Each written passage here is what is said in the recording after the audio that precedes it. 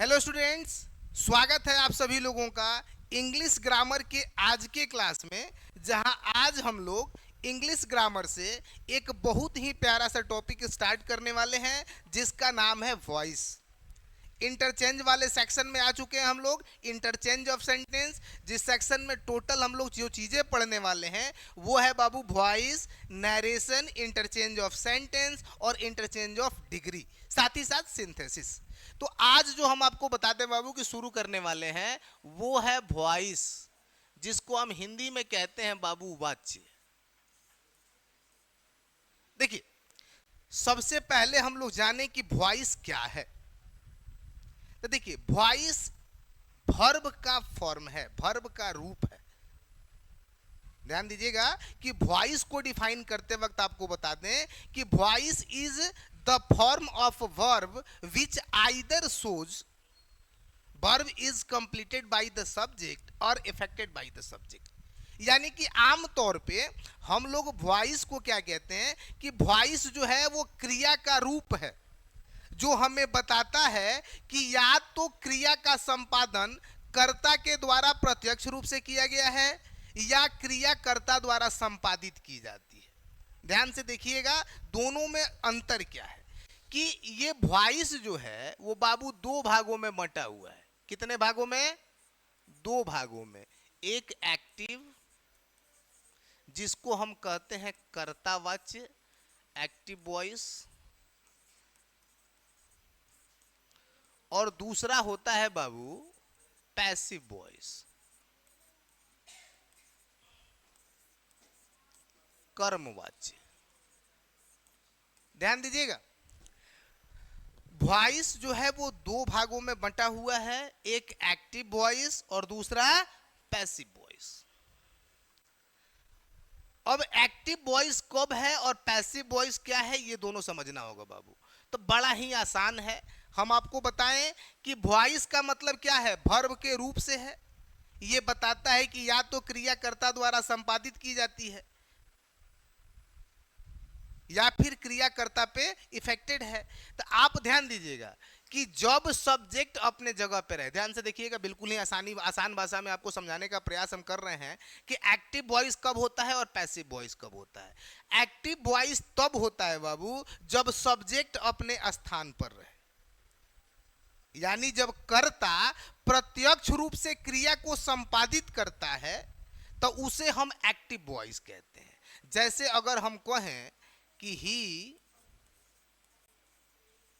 Reads a book, he reads a book. ध्यान दीजिएगा, इसमें एक बात बताइए कि सब्जेक्ट अपने जगह पे है कि नहीं है? हा? है ना? ही रीड्स ए बुक, वह किताब पढ़ता है, तो सब्जेक्ट अपने जगह पे है। इसी वाक्य को हम अर्थ परिवर्तित किए बिना अगर सब्जेक्ट को उसके जगह से हटा देते हैं बाबू तो ये क्या बन जाता है? पैसिव वॉइस बन जाता है। जैसे देखिए, a book is read by him, a book is read by him, यानी हमने इसी सेंटेंस को इंटरचेंज किया है। अगर एक्टिव में है तो सब्जेक्ट अपने जगह पे है, अब पैसिव में है तो सब्जेक्ट अपने जगह पे नहीं है, सब्जेक्ट कहां चला गया है? ऑब्जेक्ट के जगह पे।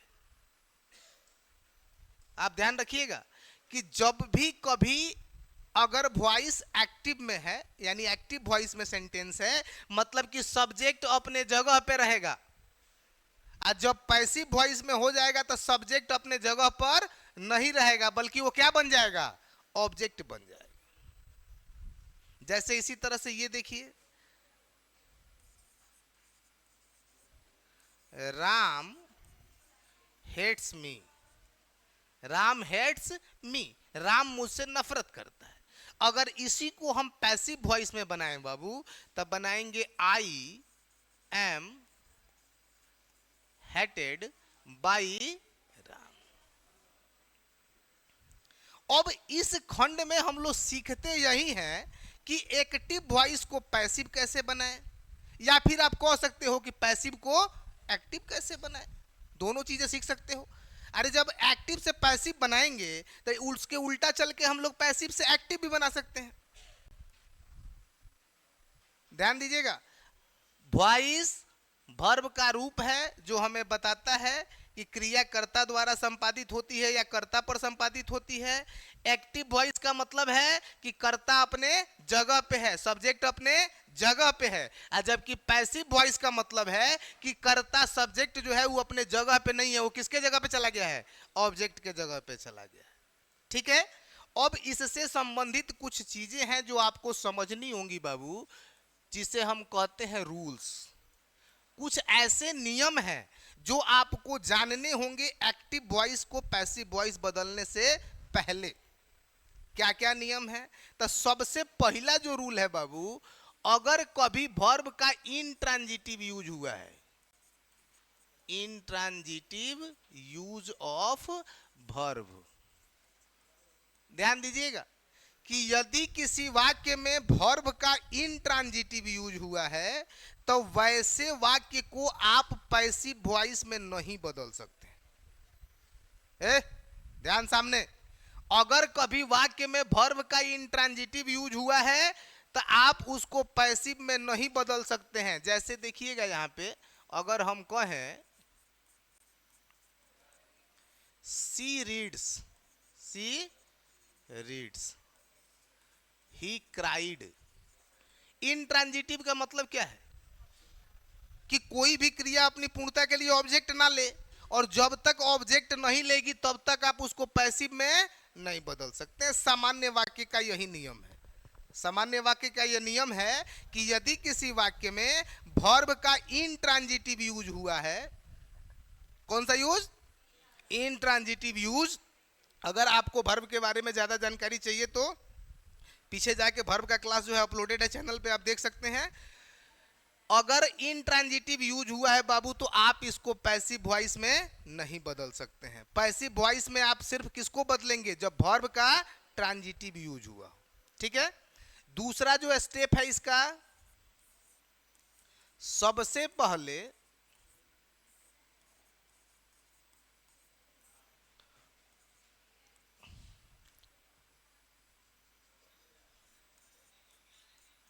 एक्टिव टू पैसिव का रूल आप लोग देख रहे हैं कि एक्टिव वॉइस को पैसिव वॉइस में बदलते वक्त कौन कौन सी चीजें आपको ध्यान रखनी है।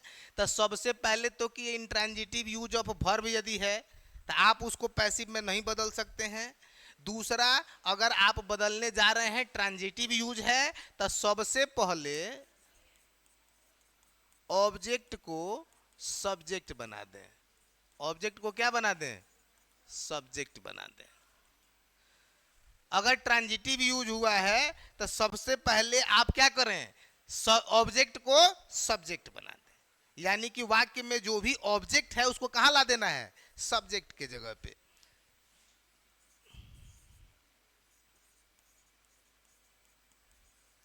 पैसिव वॉइस में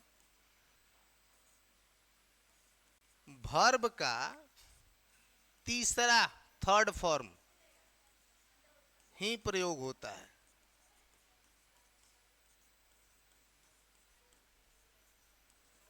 ये ध्यान दीजिए कि जब भी कभी पैसिव वॉइस आएगा तब बाबू पैसिव वॉइस में सिर्फ वर्ब का कौन सा रूप यूज होता है?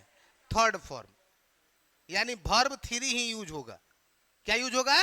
V3। यानी पैसिव वॉइस में हमेशा V3 का यूज होता है, दूसरा कुछ यूज नहीं होता है। इसके बाद चौथा, सब्जेक्ट को ऑब्जेक्ट बना दें, लेकिन उसके पहले बाई का प्रयोग करें। किसका? बाई का प्रयोग करें। यानी कि जो एक्टिव वॉइस में सब्जेक्ट है उसको क्या बना देना है? ऑब्जेक्ट बनाना है, लेकिन उस ऑब्जेक्ट को लगाने से पहले हमें क्या लगा देना है? बाई। क्या लगाना है? बाई। आइए थोड़ा सा एग्जाम्पल के थ्रू इन चीजों को समझते हैं। सबसे पहले आपको ध्यान देना है कि एक्टिव से जब आपको पैसिव बनाना है उस समय क्या क्या ध्यान देना है कि यदि वर्ब का इंट्रांजिटिव यूज हुआ है तो इसको हम लोग पैसिव में नहीं बदल सकते हैं। ऑब्जेक्ट को सब्जेक्ट बना लें। पैसिव वॉइस में वर्ब का तीसरा रूप ही प्रयोग होगा। सब्जेक्ट को ऑब्जेक्ट बना दें लेकिन उसके पहले क्या लगा दें, बाई लगा दें। ये दिमाग में आप लोगों को रखना है। इतना रूल अगर आपके दिमाग में है तो सिंपल सेंटेंसेस को पैसिव में बदलना आपके लिए बड़ा आसान हो जाएगा। बड़ी ही आसानी से आप बदल पाएंगे, कोई टफ काम नहीं है। आइए देखते हैं कैसे बाबू। जैसे इस खंड में हम लोग एग्जाम्पल पे थोड़ा सा डिस्कस करेंगे और इसको जो है टेंस के अकॉर्डिंग और एडिशनल स्ट्रक्चर के अकॉर्डिंग मैं अलग अलग आप लोगों को पढ़ाने वाला हूं। अभी मैं जो है थोड़ा सा एग्जाम्पल के थ्रू सिर्फ समझाने का प्रयास करूंगा।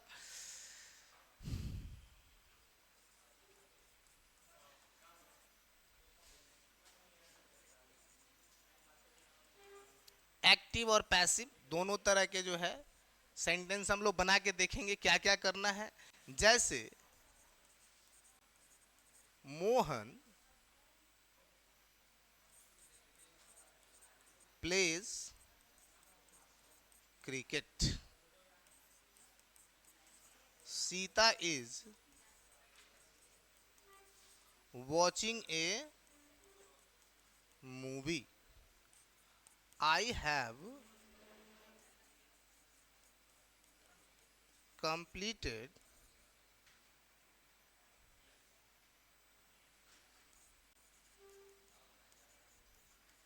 this work, she called me। ध्यान दीजिएगा, सबका अलग अलग स्ट्रक्चर भी हम आपको बताएंगे और कैसे बदलते हैं वो भी बताएंगे। अभी हमने जो है 4 सेंटेंस लिखा हुआ है, present indefinite, present continuous, present perfect और पास्ट इंडेफिनिट से। ठीक है, बड़ा ही आसान सा तरीका है, आप अगर ध्यान देंगे तो बदलना सीख जाएंगे। हम लोगों ने सबसे पहला काम क्या करना है कि ये देखना है कि वर्ब का इंट्रांजिटिव यूज नहीं ना हुआ है। तो आप लोग बताइए कि किसी में भी वर्ब का इंट्रांजिटिव यूज दिख रहा है? नहीं दिख रहा। इंट्रांजिटिव यूज कब होता? जब वर्ब के बाद कोई ऑब्जेक्ट नहीं होता। इसमें सब में ऑब्जेक्ट है। पहला काम तो खत्म। पहला तो हमको यही ना चेक करना था जी, तो हमने चेक कर लिया। अब दूसरा क्या कह रहा है कि सबसे पहले ऑब्जेक्ट को क्या बना दें, सब्जेक्ट बना दें। तो जब हम ऑब्जेक्ट को सब्जेक्ट बनाने जाएंगे तो क्या करेंगे बाबू, इसमें ऑब्जेक्ट कौन है, क्रिकेट, तो इसको सब्जेक्ट बना दें। हाँ, बना दिए। अब प्रेजेंट इंडिफिनिट है तो इसमें इज लगता है, क्रिकेट इज। ये जब स्ट्रक्चर पढ़ाएंगे तो हम आपको बताएंगे।